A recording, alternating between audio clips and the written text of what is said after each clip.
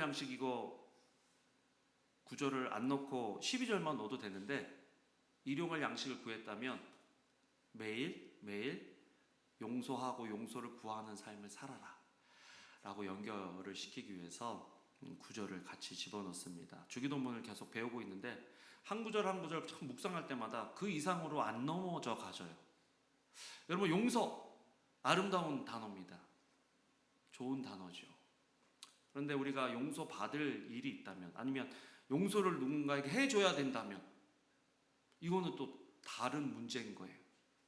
제가 이제 그 아이들 시설 아이들 와서 이렇게 한다고 바빴고, 오자마자 이제 조금 감기 기운도 있고 그래갖고 좀 멍하게 있다가 설교 준비를 한다고 하고 또 이렇게 바쁘게 왔다 갔다 하는데, 그래서 이제 보통은 목요일 저녁 때 목요일 오전에 설교를 다 써서 이제 설교 이거 자막하시는 분들한테 막 드려요. 근데 안 끝나는 거예요. 이게 집중이 안 되고 막 용서해야 되는데 막. 그래서 막 이렇게 쓰다가 우리 집사람하고 오랜만에 격렬하게 이렇게 이제 좀 이렇게 싸웠어요. 오랜만에, 우리 맨날 싸우는 게 아니고 오랜만에 싸우면 어떻게 싸워요? 심하게 싸우죠. 오랜만에 싸우면 가끔 싸워야 되죠. 조금씩 싸워야 되는데 이게 오랜만에 싸워가지고 근데 느낀 게 있어요. 싸움도 힘이 있어야 한다. 나중에 둘이 힘이 없었고 이제 뭐 에라 모르겠다고 자고 뭐 그렇게 돼. 옛날에는 뭐 힘이 있으니까 끝까지 가는데 우린 끝까지는 안 갔어요. 근데 하여튼 격렬하게.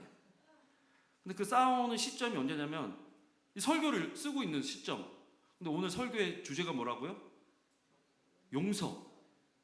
여기 쓰고 있는데 와서 이제 또 막 이렇게 하고, 저도 막 열받아가지고 막 하고, 또 이제 잠깐 나가면 또 이제 설교를 쓰고 있는데 하나님의 용서를 확신해라, 뭐 내에게 죄 지은 자를 사해 준 것 같이 더 사해 줘라, 막 그런 설교를 쓰고 있는 거예요. 그래서 이제 얼마나 웃겨요. 설교를 쓰고 있는데도 야, 너는 이번 주일날 설교를 어떻게 하려고 그러냐. 그러니까 저는 막 이렇게 다툼을 하고 있는데도 빨리 화해를 해야 된다. 그래야 설교를 쓰고 그래야 주일날 설교를 할 수 있다. 여러분, 제가 화해 안 하고 이 자리에서 설교를 이렇게 한다고 그랬어요. 우리 집사람이 저기서 어떤 눈으로? 한심하다, 아니면 저 가식적인, 이렇게 하면서 막 쳐다보면서 막 그렇게 설교를 하면 제가 설교가 나오겠어요? 안 나오겠어요? 설교 못하죠. 그러면 아마 이럴 거예요. 제가 어저께 그랬을 거예요. 선교사님, 제가 설교 준비 다 했지만 선교사님이 그냥 찬양으로 다 찬양 예배로 하십시오. 그랬을 거예요. 그런데 여러분, 목회자가 이게 설교한 대로 산다는 게 큰 도전입니다. 특별히 이제 용서라는 주제는 누군가가 누구를 용서했다는 건 참 아름다운 이야기지만, 누군가에게 용서를 받았다는 것은 참 아름다운 얘기지만, 내가 용서를 받아야 되는 자리에 있든지 내가 용서를 해야 되는 자리에 있을 때 용서라는 단어는요, 이거 해결 안 하면 하나님께서 우리에게 주신 평강, 하나님께서 우리에게 주신 평안을 누릴 수가 없게 된다는 것. 많은 사람들이 화병이 나고 우울증이 생기고 정신적으로 육체적으로 어려워지는 이유는 용서하지 못하는 마음에서 나옵니다. 근데 사실 이제 다음 주에는, 오늘은 우리가 하나님께 용서를 빌어야 된다, 구해야 된다. 또 다음 주에는 이제 우리가 다른 사람들을 용서해야 된다. 그 주제로 이제 설교를 할 건데, 우리가 하나님 앞에 나아갈 때 용서를 구하는 그런 마음이 있나? 그리고 그 용서가 우리의 삶을 회복시켜주는 용서인가? 그러니까 미안해 하는데 바뀌지는 않는. 우리 이번에도 격렬했던 이유 중에 하나는 당신은 안 바뀐다. 믿음을 가지고 그렇게 얘기를 하는 거죠. 이러니까 안 바뀐다, 저러니까 안 바뀐다. 근데 미안하다 그런 문제인데, 조심하겠다 그런 문제인데 안 바뀌는 거예요. 아니면 안 바뀌었다고 생각하는 거든지. 그래서 좋을 때는 별로 문제가 없는데 피곤하고 힘들 때는 그게 이제 막 짜증이 나니까 항상 그런 것도 아닌데 이제 항상 그런 것처럼 느껴지는 거죠. 그러면 나도 억울하고 쟤도 억울하고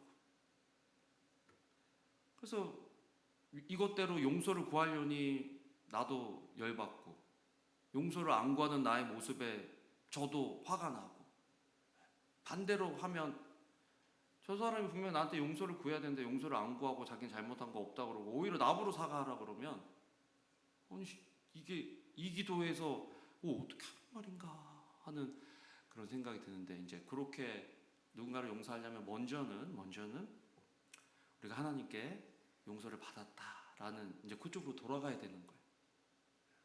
그래서 오늘 먼저 하나님의 용서를 확신해야 한다. 하나님의 용서를 확신하는 사람이 용서를 구하는 기도를 할 수 있습니다. 그러니까 오늘 이 기도는 하나님을 주와 구세주로 믿을 뿐만 아니라 하나님께서 나의 모든 죄를 용서해 주셨다 하는 것을 믿는 사람만이 드릴 수 있는 기도가 우리의 죄를 사하여 주시옵소서라고 기도할 수 있는 조건이다.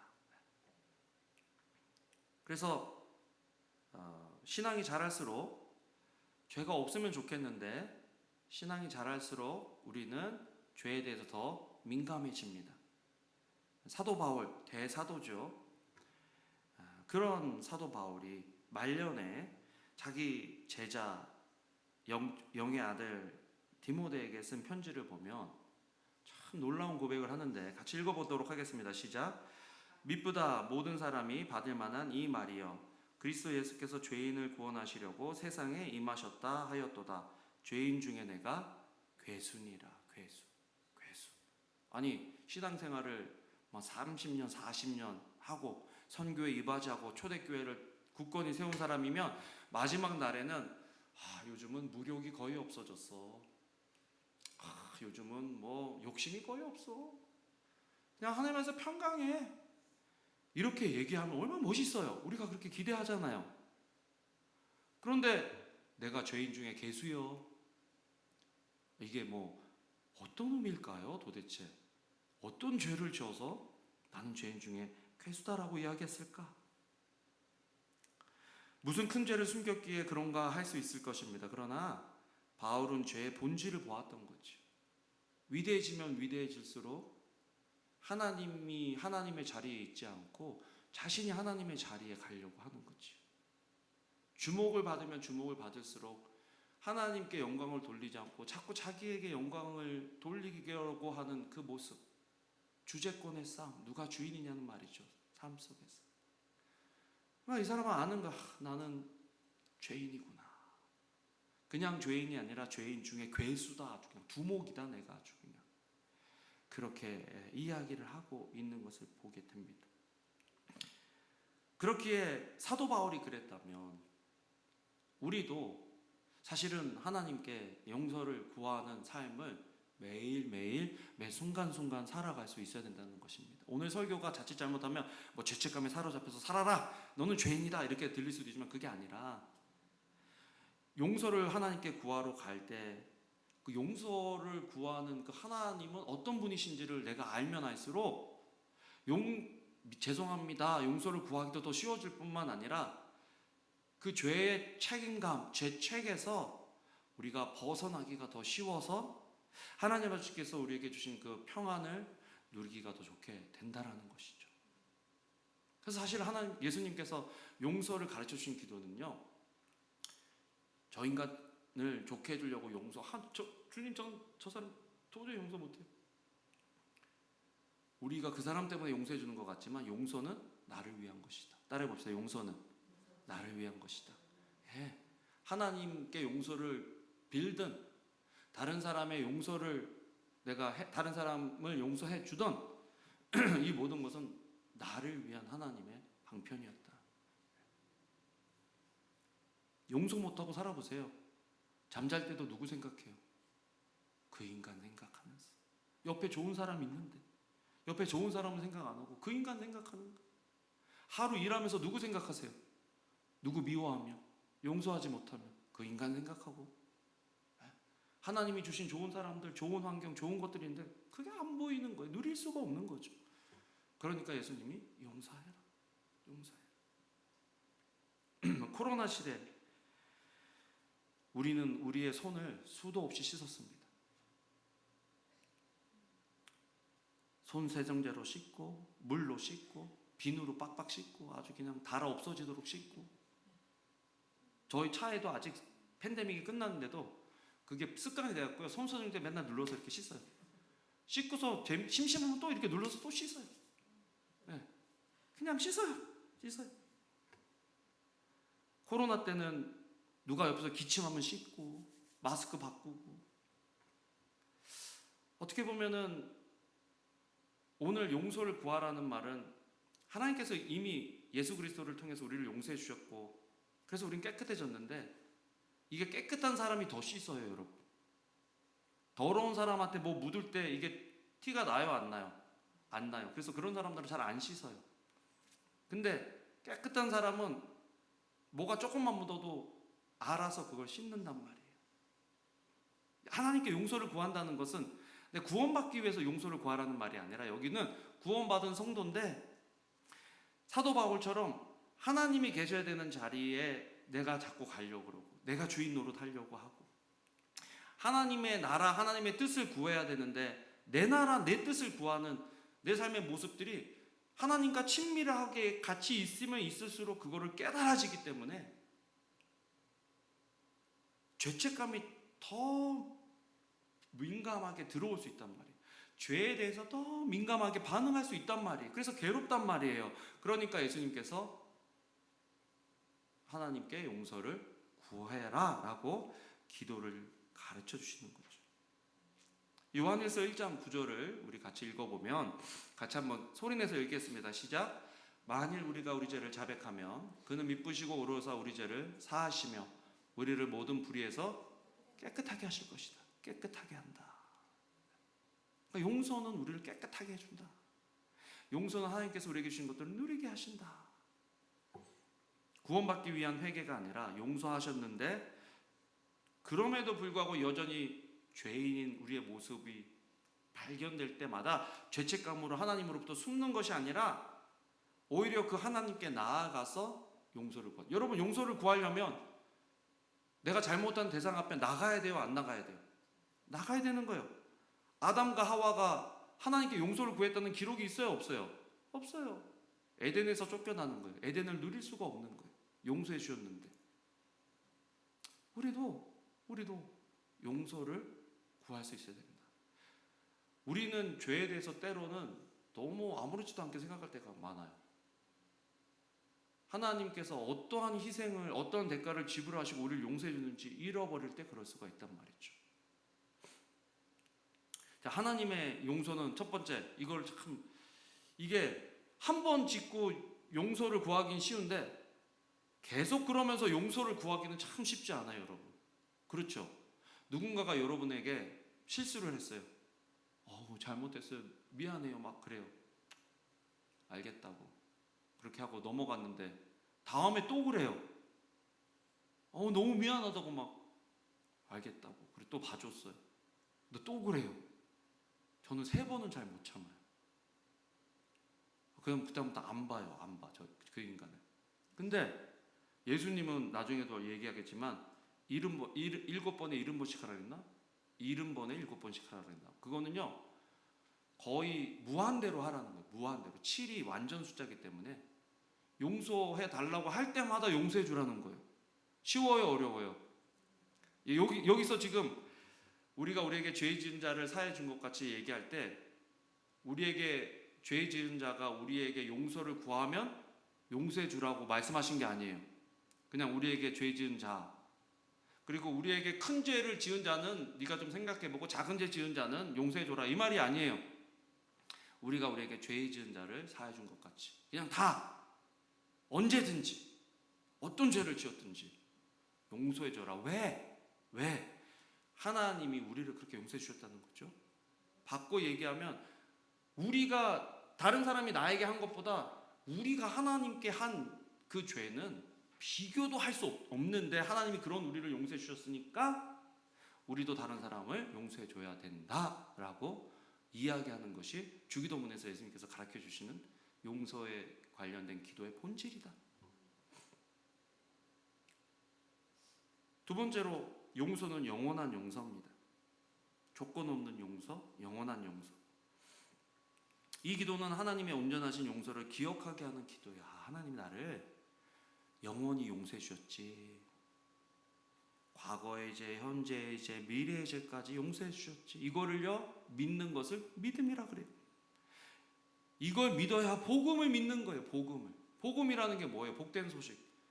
도저히 내가 받아 누릴 수 없는 건데 값없이 은혜로 거저 주셨다.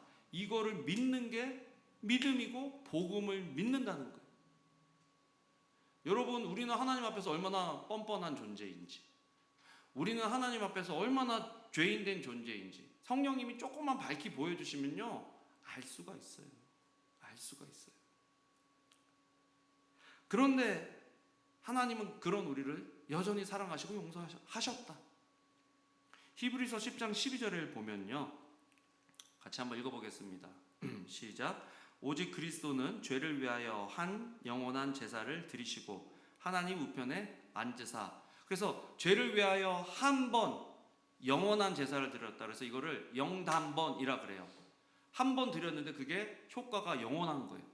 영원이라는 것은 이제부터 영원까지가 아니라 과거 저 끝에서부터 저 끝까지 끝이 없는 거죠. 영원부터 영원까지 우리를 용서하셨다. 예수 그리스도의 그 보혈의 공로는요 그런 능력이 있다는 거예요. 아멘. 예. 그러니까요 예수 그리스도의 보혈이 용서하지 못할 그런 죄가 있을까요? 없을까요? 없어요. 아멘. 이걸 믿는 사람은요 평안이 확 그렇게 밀려오는 거예요. 나는 용서해주지 않겠지. 또 이렇게 했는데 또 실수할 것 같은데 나는 예수님이 포기하겠지? 아니란 말이죠. 하나님 용서하신다는 거예요. 그런데 내가 누군가를 용서하지 못하면 그 순간부터 이 용서를 받아 누릴 수가 없으니까 나에게 죄 지은 자를 용서하라고 말씀을 하시는 것입니다. 그러니까 여러분, 용서라는 말은 빚을 탕감해주다,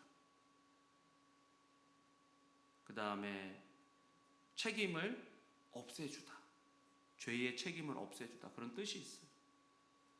그러니까 하나님께서 우리가 받아야 될 그 죄의 책임을 누구에게 전가시켜 주셨어요? 예수님. 그래서 예수님이 십자가에서 우리의 죄를 위해서 다 돌아가시고 다 페이를 하셨단 말이에요. 돈을 지불하셨단 말이에요. 값을 지불하셨단 말이죠. 그러니까 이제 우리는 더 이상 죄의 노예예요, 아니에요? 아니에요. 용서함 받는 사람은 빚에서 자유하다. 그 사람은 다른 사람의 빚을 탕감해주는 사람이 된다라는 것입니다. 우리에게 그런 능력이 생겼다. 우리에게 그런 의무가 있다 하는 것을 예수님께서 알려주시는 거죠. 어저께 본문도 그 달란트 비유를 해가지고 100달란트 빌린 자랑, 그 다음에 100데나리온 빌린 그 친구 동료랑 그 이야기하면서 우리가 받은 그 죄 용서함이 얼마나 큰지, 그렇기 때문에 우리는 다른 사람을 용서해야 된다 하는 것들을 이야기를 해주시잖아요. 자, 두 번째로 용서받은 자의 삶을 누려야 한다는 것입니다. 그러니까 이제 하나님의 용서를 확신하면 용서받은 자의 삶을 누릴 수 있다. 용서받은 자의 삶을 누린다는 것은 미움을 품지 않고 용서한다는 것입니다. 여러분, 많은 사람들이 용서한다고 그러고서는 벼르고 있어. 벼르고. 한 번만 더 그래봐. 이번에는 그냥 내가 그냥 주님의 사랑으로 용서하지만 한 번만 더 걸려봐. 죽었어 아주 그냥. 가만히 안 둘 거야 내가. 막 그러는 거, 그건 용서가 아니라는 거. 벼르는 거지. 벼르시는 분 좀 있으실까요? 벼른다는 거는 여전히 거기에 매여 있다는 거죠. 용서는 let go, 내려놓는 거. 그냥 그 사람을 봐도 그냥 참는 게 아니라 그냥 그거가 없어졌으니까 그렇게 대하는 거. 물론 안 맞는 사람이 있어요. 상처를 막 주고 나를 후벼 파는 사람이 있어요. 그러면요, 그 사람한테는 멀어지는 게 지혜입니다. 장경철 교수님이 참 재미있는 말씀하셨는데 인간관계를 어떻게 끊냐. 근데 그 사람이 인간관계에서 한 10번째, 20번째 안에 들어갔던 사람이라면 그 사람을 한 99번에 놓으라는 거예요. 끊으라는 말인데 그냥 예쁘게 이렇게 말씀하신 거죠. 신경 쓰지 마라. 근데 뭐 끊으라 그러면 또 그렇잖아요, 우리가. 그죠? 99번째로 두는 거예요. 예수님도 십자가 지실 때 상처 주고 죽인 사람들이 있었단 말이죠. 그런데 부활하신 다음에 용서의 화신 예수님이 누구에게 나타나셨어요? 제자들에게 나타나셨다. 모욕하고 침뱉고 고문하고 죽으라고 센텐스한 그 사람들한테 가셔가지고 성경에 한 사람 한 사람에게 다 예수님이 나타나셔서 내가 너를 용서하노라. 그러면 사람들이 깜짝 놀라고 주님 막 이렇게 하고 예수님 믿을 것 같잖아요. 근데 예수님이 그 사람들한테 가셨어요, 안 가셨어요? 안 가세요. 그 사람들한테 안 가고 제자들한테 가셔서 제자를 세우고 제자들에게 사명을 주셔서 제자들이 일을 하게 하시는 거예요. 여러분, 우리가 오해하는 게 있어. 용서하면 그 사람하고 다시 막 친하게 지내고 막 엄청 가까워져야 된다고 생각하는데, 아니, 그런 경우도 있죠. 부부인데 뭐 오늘 말씀 듣고 그래 너는 나의 99번째 우선순위다 이러면 안 되는 거예요. 가족인데 너는 나의 99번째 이러면 이거는 이제 하나님이 나를 연단시키시려고 하는 뭔가가 있겠죠. 썸띵이. 그때는 이제 우리가 죽어야 돼요. 내가 죽자. 그냥 내 성질도 죽어야 이거는 내가 그걸 통과할 수 있는 거지만, 일반적으로 어떤 관계성 속에서 그런 관계는요, 축복하고 용서하지만 거리를 두는 거는 지혜다. 그건 이제 항상 우리가 이제 생각을 해보고 분별력을 구해야 되는 거예요. 용서한다고 해서 그 사람 옆에서 붙고 계속 찔러대는데 그 사람과 함께 할 필요는 없는 거죠. 그런데 우리가 용서받은 자의 삶을 누리려면 첫 번째, 우리가 우리의 죄를 대속해 주신 예수님을 기억하고 하나님 앞으로 나아가야 된다는 거예요. 용서를 구하려면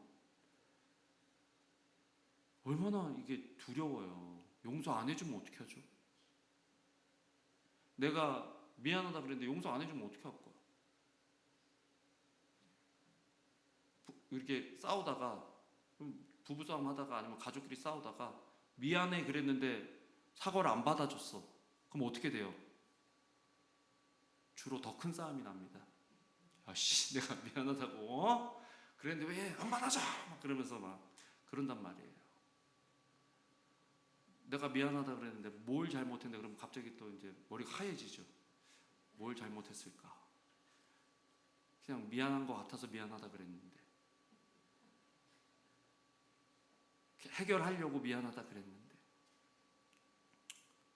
어떨 때는요, 용서를 구한다는 게요, 내 본질을 거절해야, 자기를 부인해야 용서를 구할 수가 있어요. 근데 하나님 앞에 가서 하나님 죄송합니다, 용서해 주세요라고 할 때는 사실 이게 자기 부인인 거예요. 자기 부인. 나를 부인해야 하나님께 용서를 구할 수 있는 거예요. 나는 너무 죄인이라 이런 나는 하나님 용서하지 않을 거야 라는 그 강한 자기 확신과 믿음이 있는데, 이거를 내려놓고 하나님, 나 같은 죄인도 용서받을 수 있을까요? 용서해 주세요 라고 기도하는 것, 그것이 믿음이다.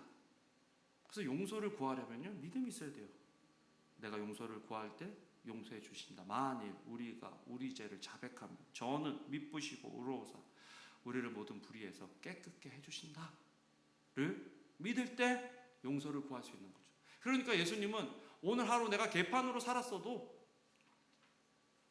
눈 감고 주님 하나님 나라와 하나님 뜻을 구하라 그랬는데 오늘도 내 나라와 내 뜻을 구하면서 살았는데, 어저께도 죄송하다 그랬는데, 그저께도 죄송하다 그랬는데, 오늘 또 이 모양으로 살았는데, 오늘 아침에는 안 그러겠다 그랬는데 또 이랬는데,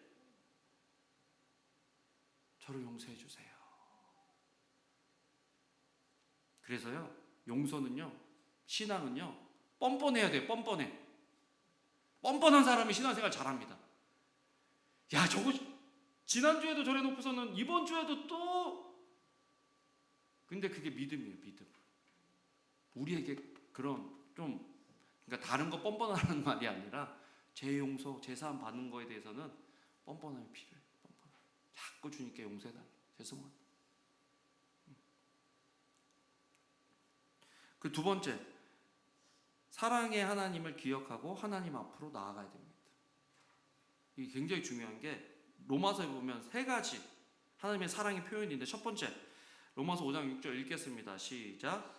우리가 아직 연약할 때에 기약대로 그리스도께서 경건하지 않은 자를 위하여 죽으셨도다.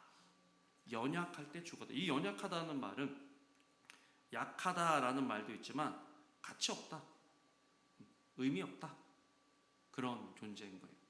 세상에 누가 가치 없는 걸 위해서 시간과 물질과 심지어는 자기 삶을 투자를 합니까? 근데 하나님께서 가치 없는 저와 여러분들을 위해서 자신의 삶을 주셨다. 그것도 십자가의 큰 고통으로 주셨다. 그러니까 그 예수님이 용서 못할 게 뭐냐는 거예요. 이미 우리가 어떤지 알고 있는데, 있는 모습 그대로 우리를 사랑해 주시고 우리를 받아주셨는데, 뭐 있는 척 괜찮은 척 해볼 필요가 뭐 있어요. 그냥 있는 모습 그대로, 주님 나 깨졌어, 주님 나 또 무너졌어요, 주님 내가 하기로 했는데 또 못했어요. 우리가 아직 연약할 때 기약대로 그리스도께서 경건하지 않은 자를 위하여 죽으셨도다. 그 말 믿고 하나님 용서해 주세요. 다시 일어서는 거예요. 네. 그러니까 이 용서를 구하는 기도 안에 이 믿음이 있어야 이 용서를 구하는 기도를 할 수 있단 말이에요. 두 번째로 로마서 5장 8절 같이 읽겠습니다. 시작. 우리가 아직 죄인 되었을 때에 그리스도께서 우리를 위하여 죽으심으로 하나님께서 우리에 대한 자기의 사랑을 확증하셨다. 아까는 연약할 때 가치 없을 텐데, 죄인 되었을 때는 좀 뭐예요? 저거 좀 안 되겠는데? 저런 사람 예수님 믿으면 안 되는데? 야, 저건 너무 좀 뻔뻔한데?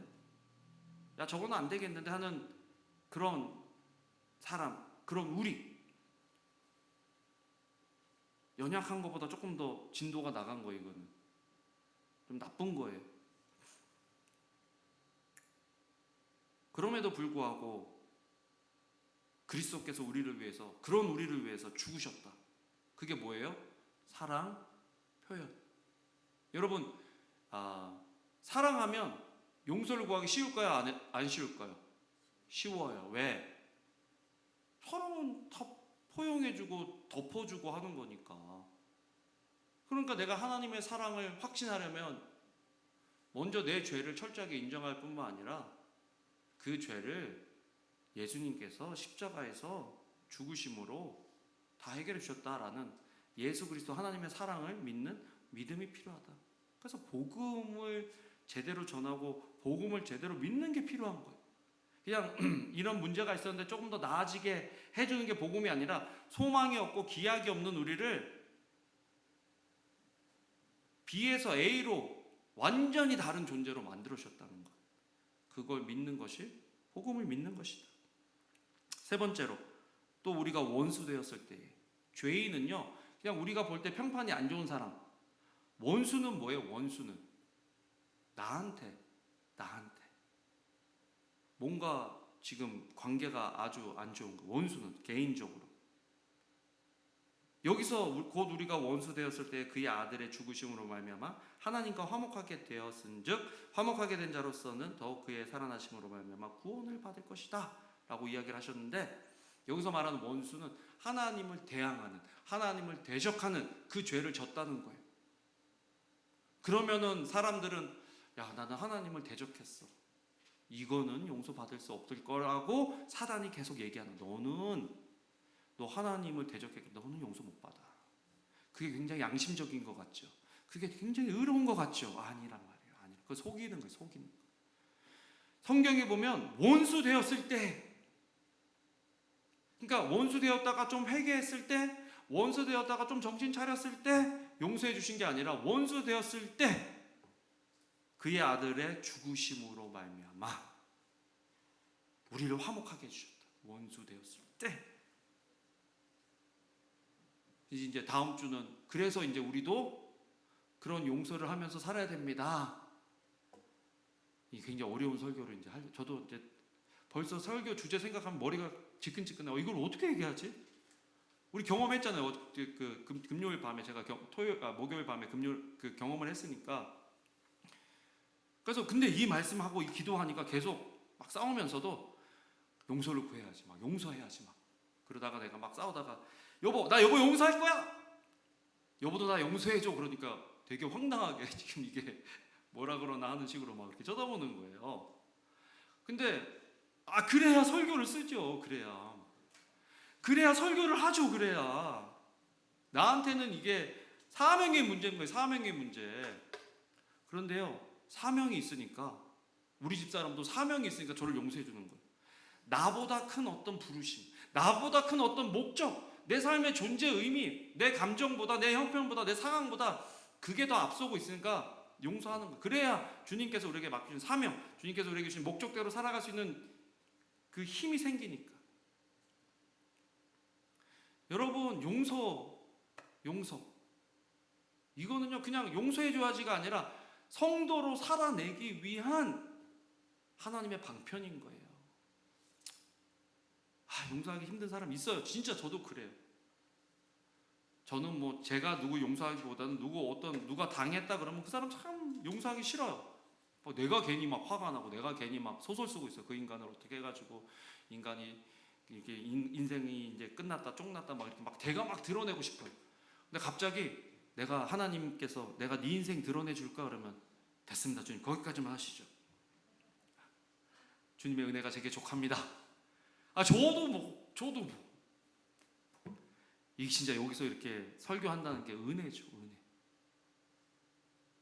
여러분, 우리는 100데나리온 빚진 자를 향해서 씩씩거리지만 하나님은 100달란트 빚진 자, 이건 몇 조라고 제가 얘기 드렸죠. 몇 조, 6,700억인가 7,800억인가 그래요. 환율로 따지면. 그거 용서해 준 거예요. 100데나리온은 maybe 1억? 1억도 크죠. 큰 거예요. 작은 거라고 말씀하지 않습니다. 예수님. 그래도 용서하라는 거. 왜? 우리는 더 큰 용서를 받았으니까. 여러분 어떠세요? 오늘 예배 드리는데 내가 그런 용서 받은 사람이라는 거 확신하세요? 네, 아멘.